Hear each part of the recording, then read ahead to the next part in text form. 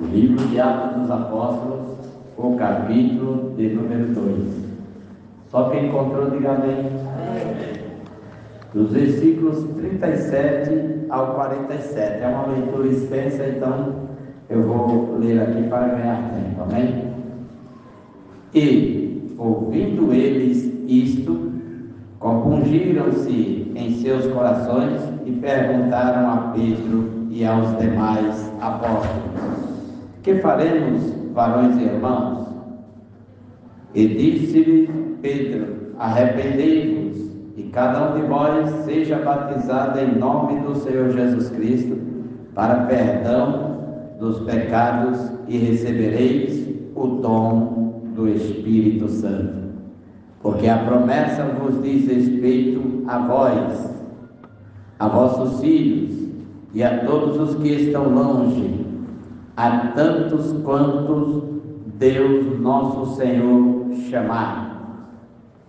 E com muitas outras palavras isto testificava e os exortava, dizendo: salvai-vos desta geração perversa. Salvai-vos desta geração perversa. De sorte que foram batizados os que de bom grado receberam a sua palavra.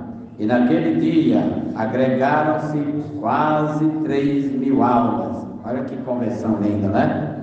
E perseveravam na doutrina dos apóstolos, e na comunhão, e no partir do pão, e nas orações. E em toda a alma havia temor, e muitas maravilhas e sinais se faziam pelos apóstolos. E todos os que criam estavam juntos e tinham tudo em comum. E vendiam suas propriedades e fazendas e repartiam com todos, segundo cada um havia de mister. E perseveravam unânimes todos os dias no templo. Aonde? E partindo o pão em casa, comiam juntos com alegria e singeleza de coração, louvando a Deus e caindo na graça de todo o povo. E todos os dias acrescentava o Senhor à igreja aqueles que haviam de salvar. Amém? Digam comigo todos juntos. E partindo o pão, é o versículo 46, tá? Diga: e partindo o pão, em casa, comiam juntos, com alegria e singeleza de coração. Amém? Pai, fala grandemente conosco, no poder do nome de Jesus, e nos dá vitória, direcionando as nossas vidas através da tua palavra. Amém. Veja bem, irmãos, porque eu falei para você repetir esse versículo. Você acha que essa expressão em partindo o pão em casa, porque em casa havia uma igreja. Amém? Essa expressão partindo o pão com singeleza de coração em casa. Veja bem o contexto dessa palavra em casa. E eles vão dizer aqui, ó, e logo, né, louvando a Deus e caindo na graça de todo o povo, e todos os dias, quantos? Todos os dias. E todos os dias acrescentava o Senhor à igreja aqueles que se haviam de salvar. No partir do pão em casa. Olha bem, naquelas épocas não existia templo. As igrejas eram dentro das casas. Amém? Vamos aprender. Então, o tema aqui da minha mensagem é o surgimento da igreja. João Batista não veio fundar a igreja, ele foi o precursor, ele veio anunciar a vida de Cristo, mas Cristo fundou a igreja. Cristo funda a igreja, está lá em São Mateus, capítulo de número 16 ali. Quando ele diz, eu te digo que tu és Pedro, sobre essa pedra edificarei a minha igreja. O pronome está no possessivo. Só Cristo pode dizer, é minha igreja. Então eu dou graças a Deus porque eu sou proprietário de Cristo. É minha igreja. Então o pronome está no possessivo. Tá? Então, olha que coisa interessante.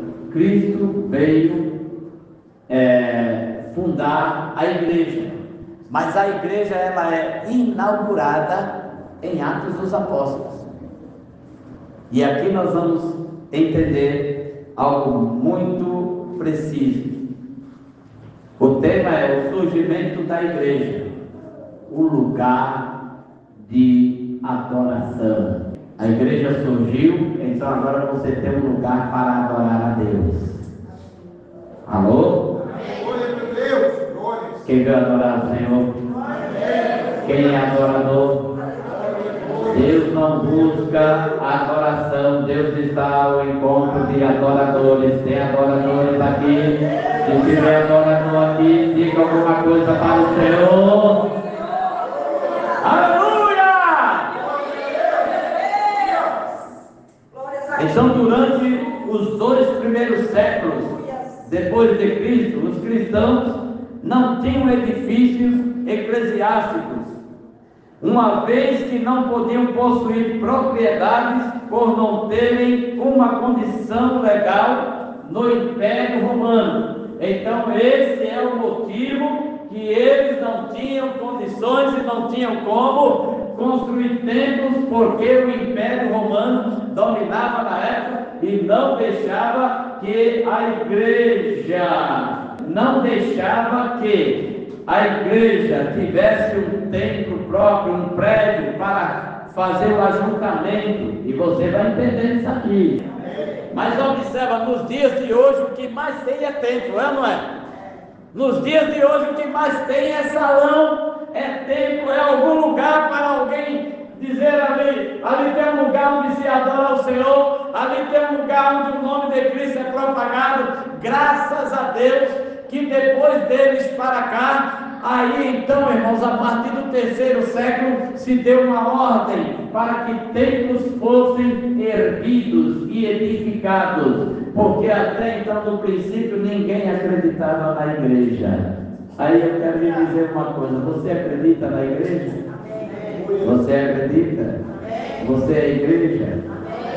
As congregações cristãs se reuniam em casas de família. Eram nas casas. Irmão, você quer saber a verdade, irmão? Sinceramente, pastor. Eram nas casas.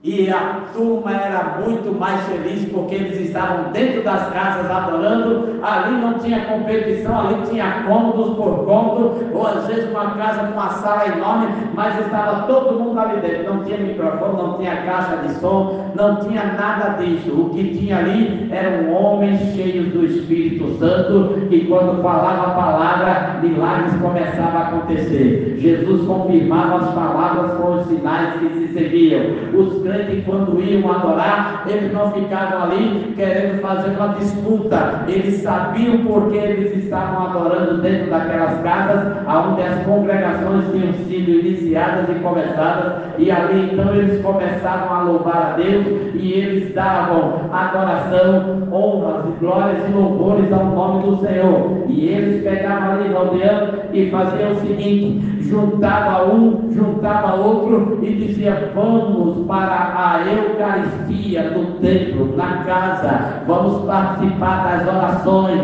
da comunhão, do partir do pão, porque assim que a gente orar, Deus se fará presente em nosso meio.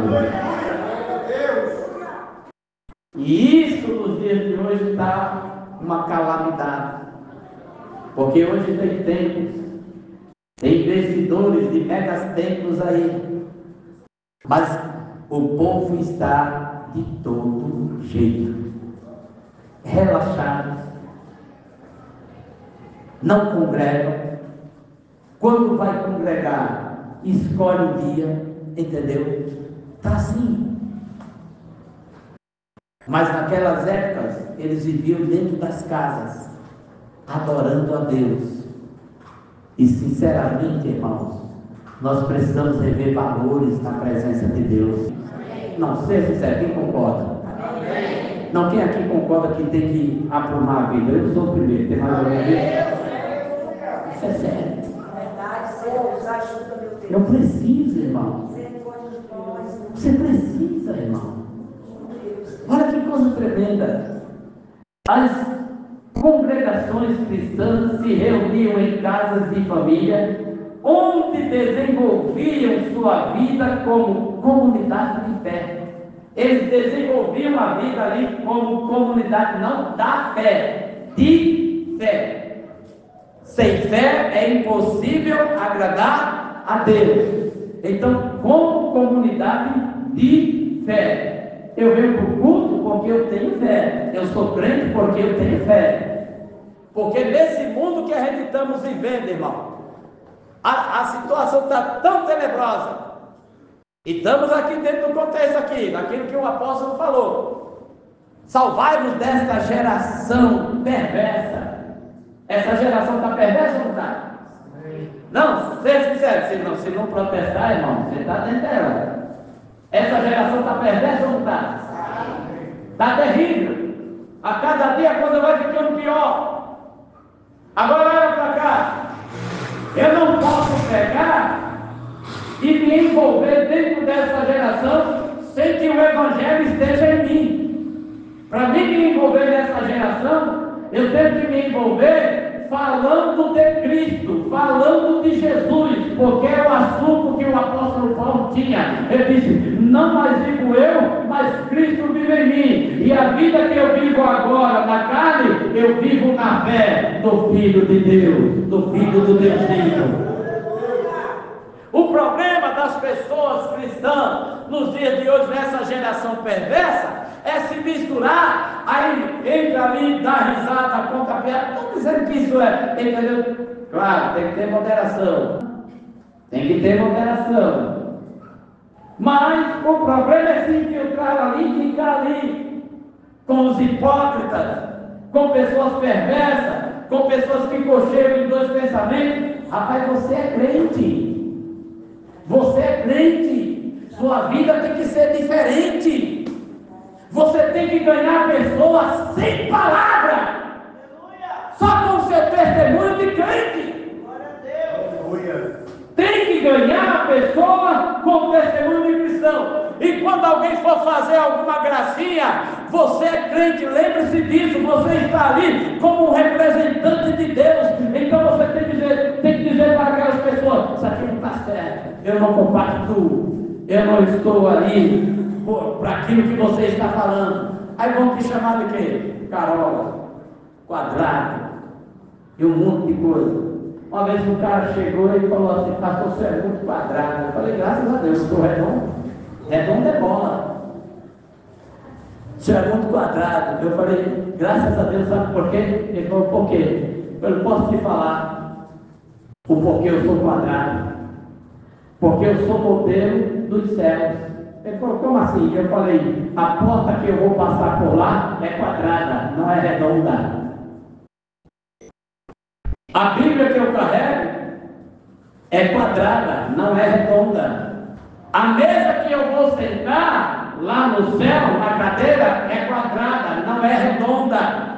Então, a cidade também que eu vou morar é quadrada, não é redonda. Redonda é a terra onde nós estamos. Mas nós vamos sair daquilo que é o ralo, daquilo que dá giro, para a estabilidade com Cristo. Quem vai? Quem vai? Quem vai? Então, a igreja dos primeiros séculos, 3 grandes acontecimentos na história do cristianismo neotestamentário ocorreram em uma casa em Jerusalém.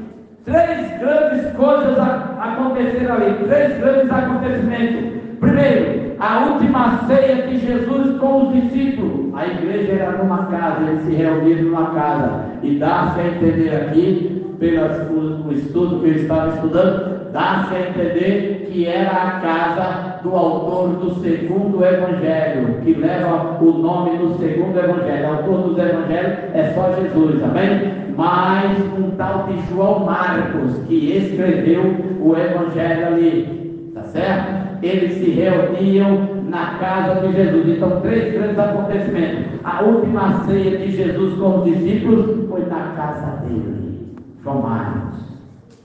Eles se reuniram ali. As aparições de Jesus ressuscitado aos apóstolos na casa de João Marcos. Olha aqui, ó, o primeiro evento, a última ceia com os discípulos na casa de João Marcos. Evangelho de Marcos, capítulo 14, versículos de número 12 ao 26. As aparições de Jesus ressuscitado aos apóstolos, João capítulo 20, versículos de número 14 ao 29.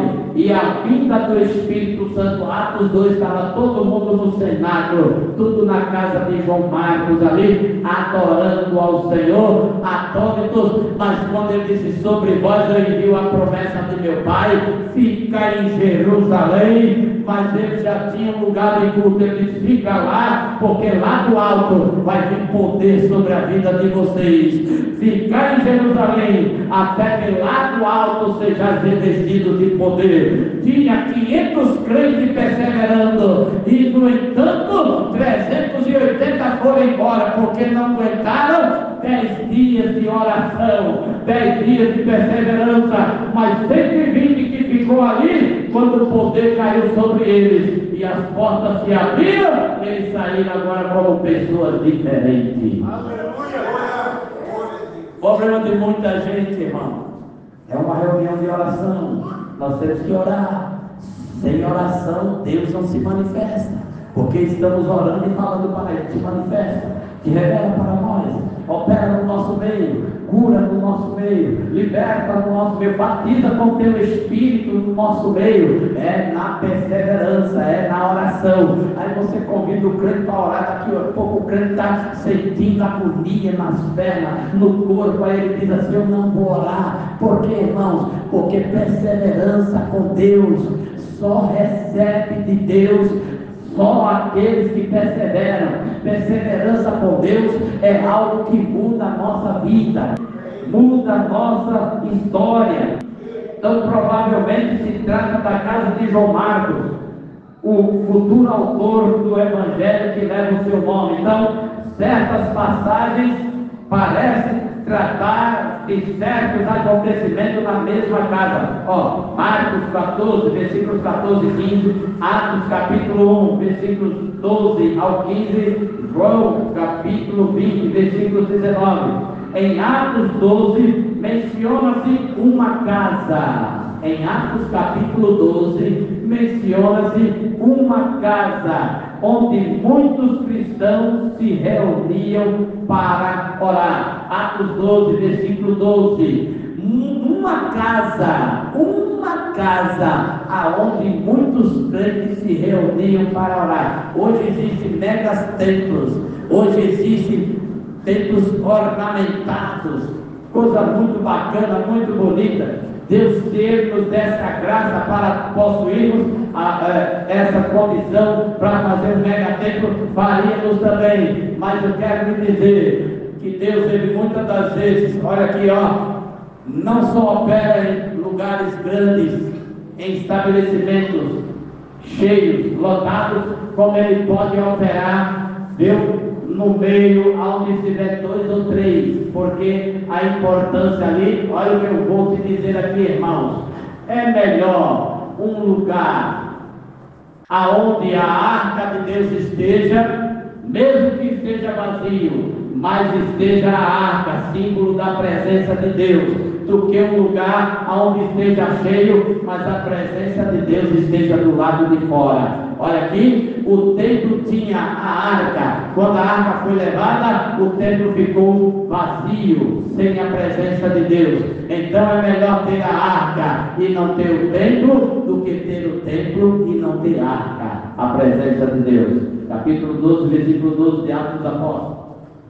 E considerando ele nisso, foi à casa de Maria, mãe de João, que tinha por sobrenome Marcos, onde muitos estavam reunidos e oravam. Na casa de Maria, de João, onde tinha por sobrenome Marcos, onde muitos estavam reunidos e oravam.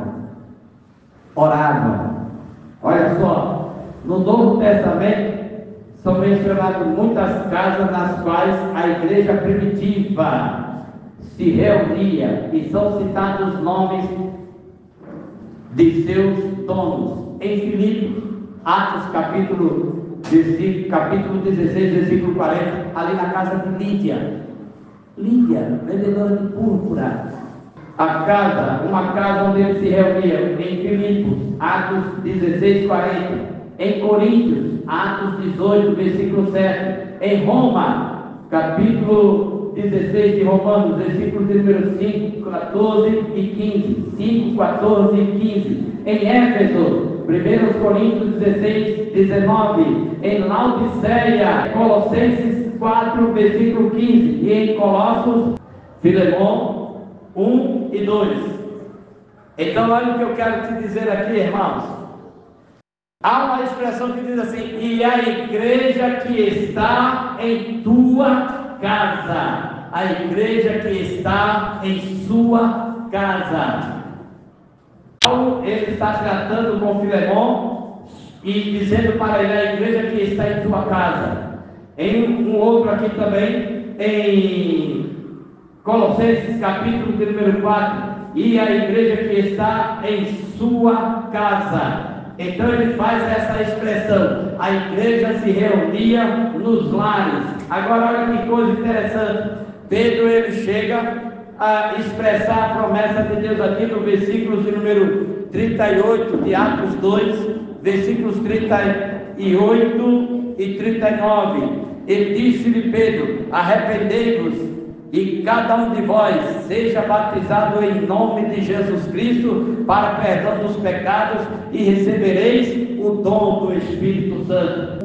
Porque a promessa vos diz respeito a vós e a vossos filhos e a todos os que estão longe e a tantos quanto Deus nosso Senhor chamar. Quando ele diz assim, a vós, está se referindo aos judeus do tempo da geração de Cristo, a vossos filhos, os judeus do tempo da geração futura, aos que estão longe, os gentios, e a tantos quanto o Senhor nosso Deus o chamar. É aí que o Evangelho veio para a igreja.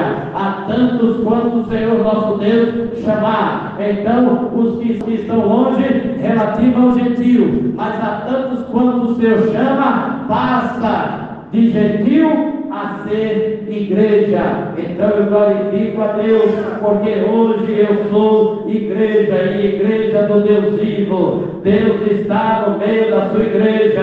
Nós estamos habitando aqui porque Ele é o Deus vivo que está sendo adorado em nosso meio. Aleluia. E as igrejas em casas eram características do período neotestamentário até o século II. Então olha que coisa interessante. Os primeiros cristãos se sentiam felizes por se reunirem em suas próprias casas. Eles ficavam felizes se reunirem em suas próprias casas. E agora Pedro vai dizer para eles também, e com muitas outras palavras, quando Pedro entrega essa promessa, o versículo de número 40, e com muitas outras palavras isto testificava e os exortava, dizendo: salvai-vos desta geração perversa. Ô irmão, não precisa descrever para você o que é uma geração perversa, né? O que nós estamos vendo está de mal a pior nesse mundo. Geração perversa. E o Senhor está dizendo para mim e para você nessa noite: te salva disso, te salva desta geração. Existem pessoas que não vai querer saber de Cristo na sua vida, mas eles querem que você ouça tudo o que eles têm para falar do que concerne ao mundo, no que concerne ao seu bel prazer. Mas quando você fala de Cristo Jesus, eles não querem saber. Eles não querem saber de igreja, eles não querem saber de Cristo. Aí vão logo atacando a igreja, vão logo atacando pastores, vão logo atacando até a sua própria vida. Sabe o que é que você tem que fazer? Aquilo que Deus falou para Jeremias: venham eles para ti, volte-se eles para ti, mas não voltem tu para eles.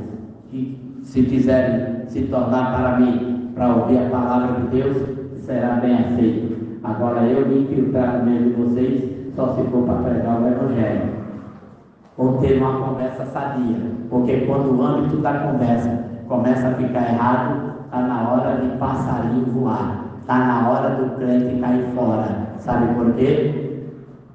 Ou a Bíblia está errada, irmãos. Você acha que a Bíblia está certa ou a Bíblia está errada, irmãos? Quem fala com você, está certo ou errado? Vou te dar um único verso aqui nos Salmos, Salmos 1.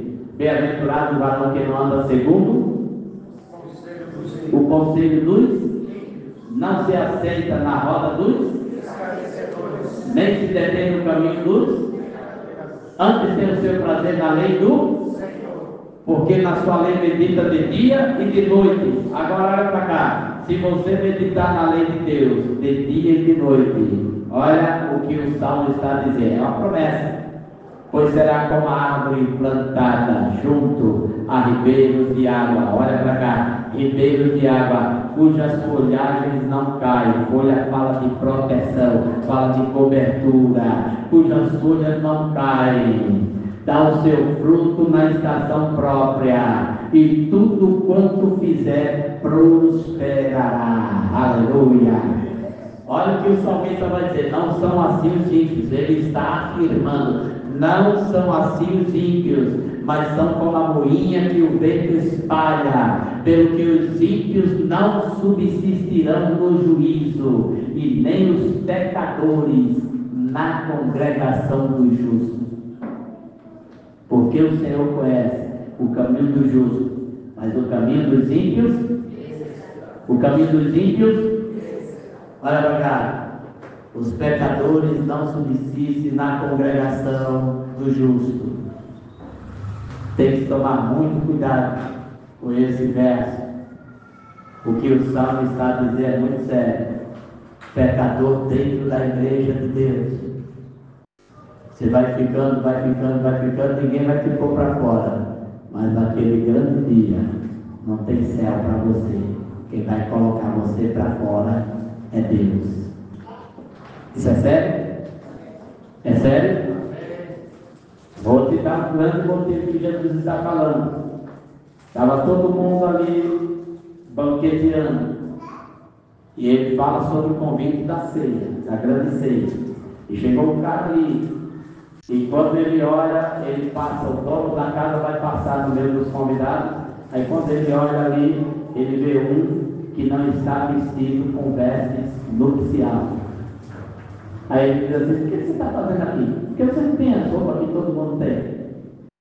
Porque crente está vestido com vestes de salvação, sim ou não? Amém. Sim ou não? Quem aqui acredita que Deus já deu vestes de salvação? Amém. Levanta a mão, pelo amor de Jesus. É só eu? Eu acredito que eu estou vestido com vestes de salvação. Tem mais alguém aqui? Pelo amor de Deus, tem mais alguém aqui? Então olha só. Não adianta, sabe aquela conversa fiada que o cara diz assim: quando Jesus vier, eu vou subir, eu me agarro na barra da saia da mulher e vou junto. Vai. Você vai junto com as roupas dela para qualquer outro lugar, mesmo para o céu. A mulher diz assim: se Jesus vier hoje, eu não sou crente, mas eu pego na barra da sua calça, marido, e vou com você. Vai com a roupa dele, porque o cara já foi. O corpo glorificado ele já recebeu.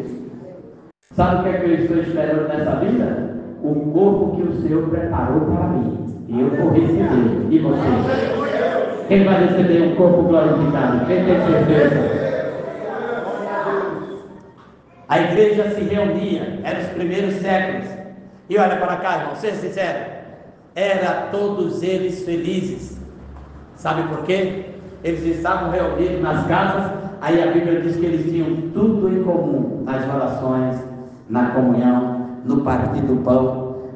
Olha o versículo que os picaretas da fé gostam, é pegar isso aqui, e os tontos que não entendem Bíblia, caem nessa lábia maldita e entrega. Olha para cá, versículos número 45, 44 e 45. E todos os que criam estavam juntos e tinham tudo em comum, e vendiam as suas propriedades e fazendas, e repartiam com todos, segundo cada um havia de mister, e vendiam suas propriedades, tinha tudo em comum. Aí o cara diz assim: se você tem uma casa, venda.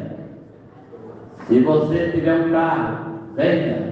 É o picareta da fé, ele está falando isso para construir megas templos, para engordar a vida. Você sabe o que é que eu quero de você, irmão? De verdade, é a sua alma para Jesus.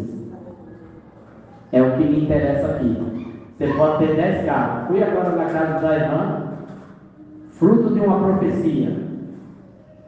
Ela tem 16 carros na garagem dela. Porque um dia eu falei para ela que Deus ia mudar a vida dela. Quem morava numa casinha popular, começou aí. Morava numa casinha popular, o pessoal pode estar até desmantelado, mas Deus honra a palavra do profeta. Para quem não tinha nada, o cara falou para mim: hoje eu ganho, ele me chama de Zé, hoje eu ganho Zé, R$2.000 por dia. Quanto por mês? 26 é muito conta. 60 mil por mês. Sabe por que você é feliz?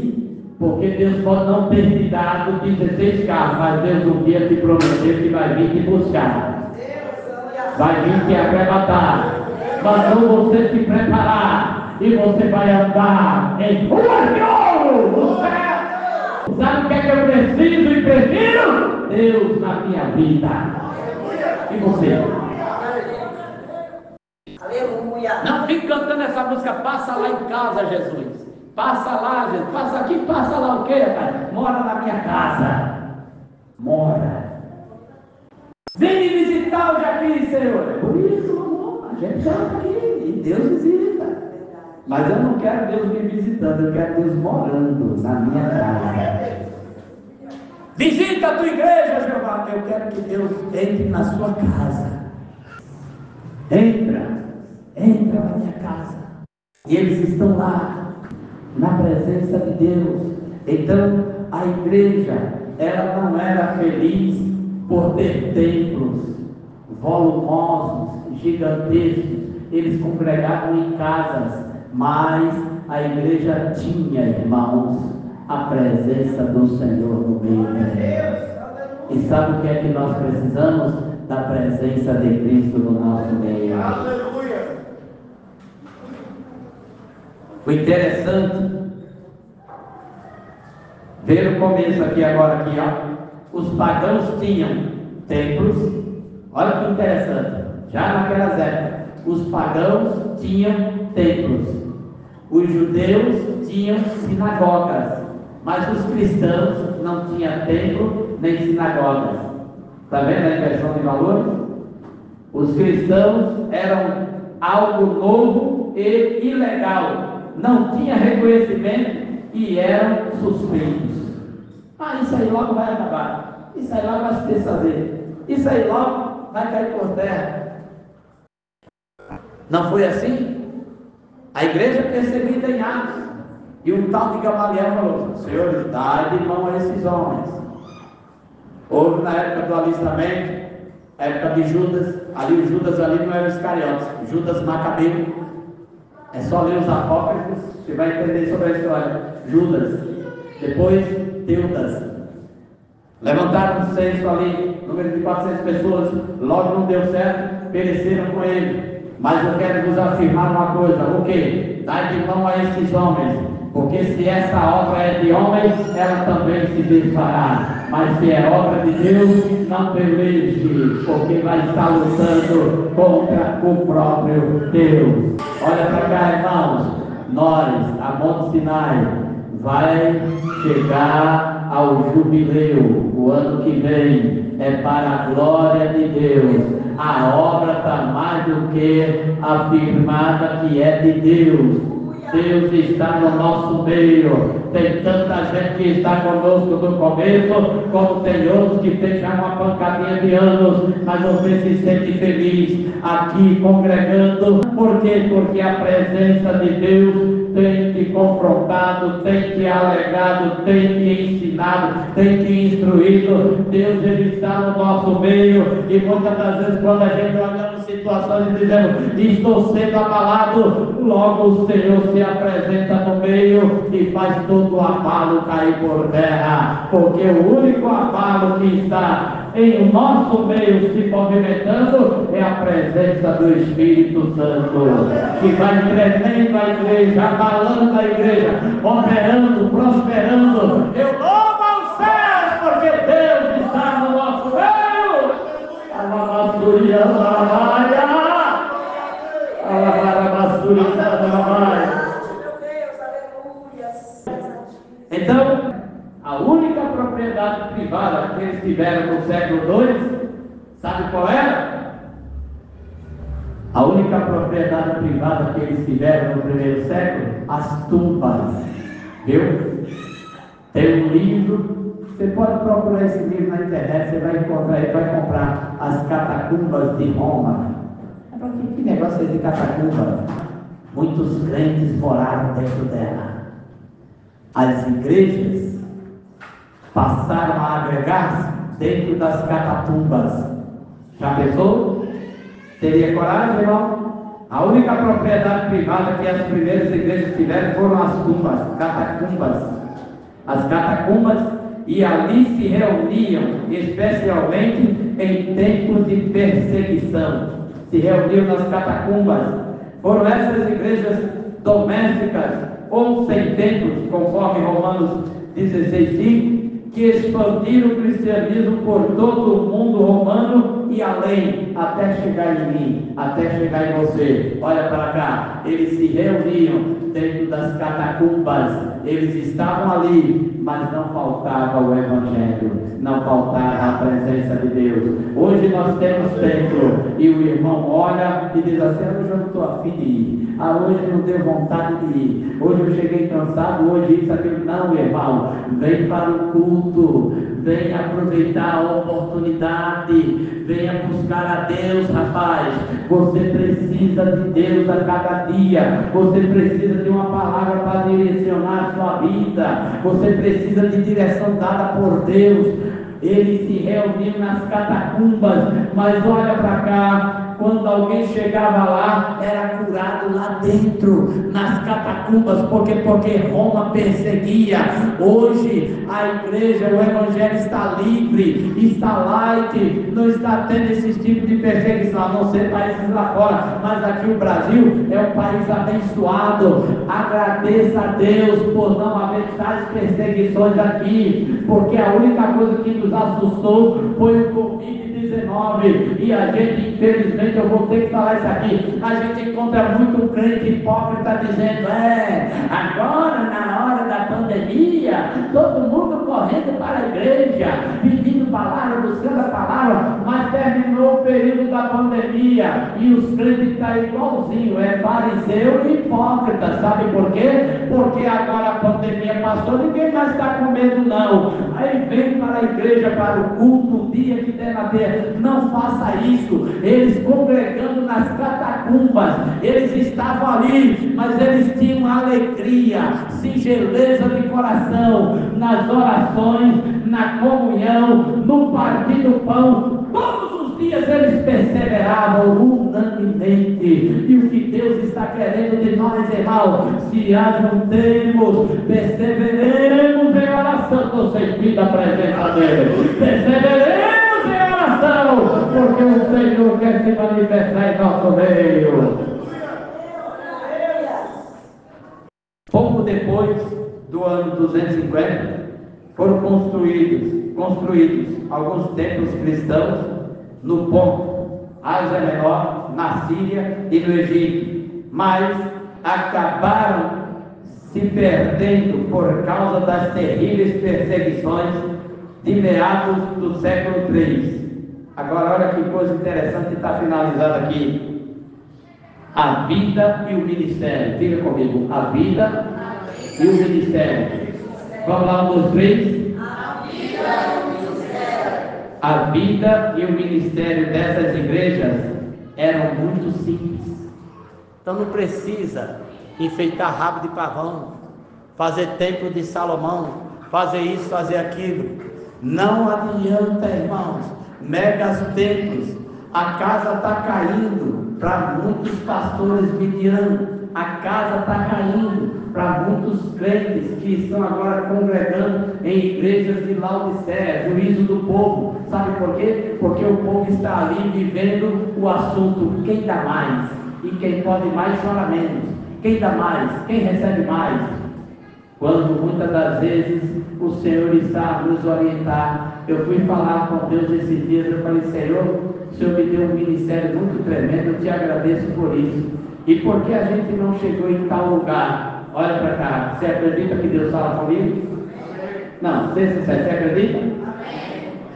Por que o Senhor não fez na Monte Sinai? São 25 anos de peleja, Jesus. Por que o Senhor não fez igual fez com outros, as megas e megas e megas, que tem a mesma idade que nós?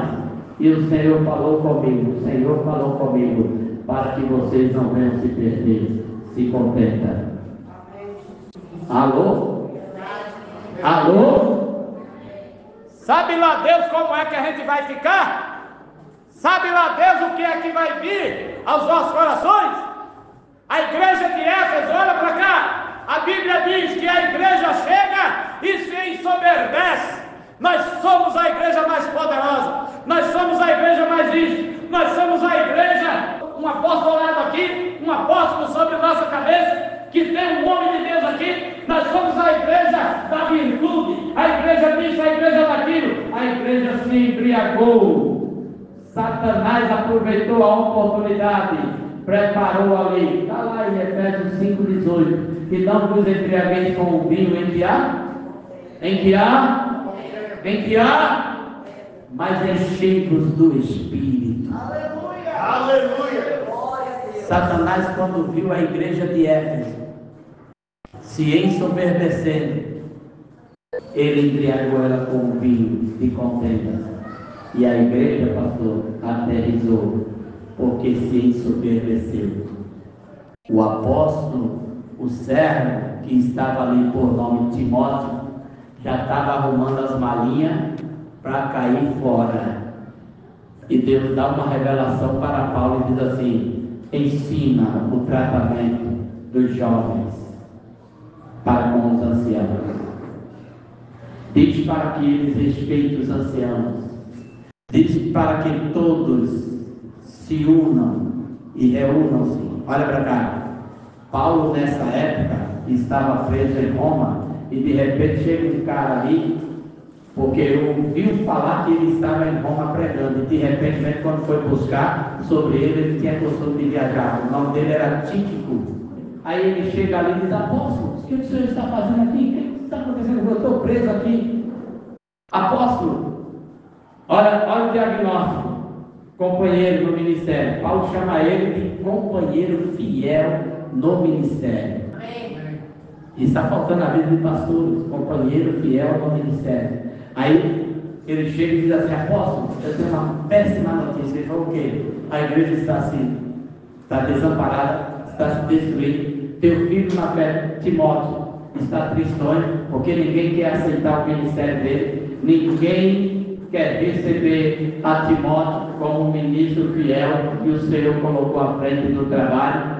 As irmãs estão em contenda, os anciãos estão tristes, a igreja está uma bagunça, a membresia está saindo fora. Olha para cá. Paulo chega e diz assim: não se preocupa, Tito, Enquanto você está falando isso comigo, é só uma confirmação, porque Deus já mandou eu escrever o antídoto que vai melhorar a igreja. E está ali a carta de Paulo aos Efésios. E quando ele lê ali, ele diz: lê, fala para Timóteo ler e lê para toda a igreja. O capítulo 5, versículo 18: e não vos embriagueis com o vinho em que há contenda, mas sejam cheios do Espírito. E a igreja de Éfeso voltou à vida que era antes, porque adotaram a revelação que Paulo deu. A vida e o ministério dessas igrejas eram muito simples. O mais importante era a pregação, a ceia do Senhor e o batismo. Amém? O mais importante para a igreja de Cristo é o querigma, a pregação, a ceia, a Eucaristia, que nós vamos participar agora, e o batismo, porque vidas precisam ser batizadas nas águas. Bata a palma para Jesus, se você entendeu. O que ele quer? Vamos celebrar a ceia em nome de Jesus. Dá glória a Jesus aí, crente.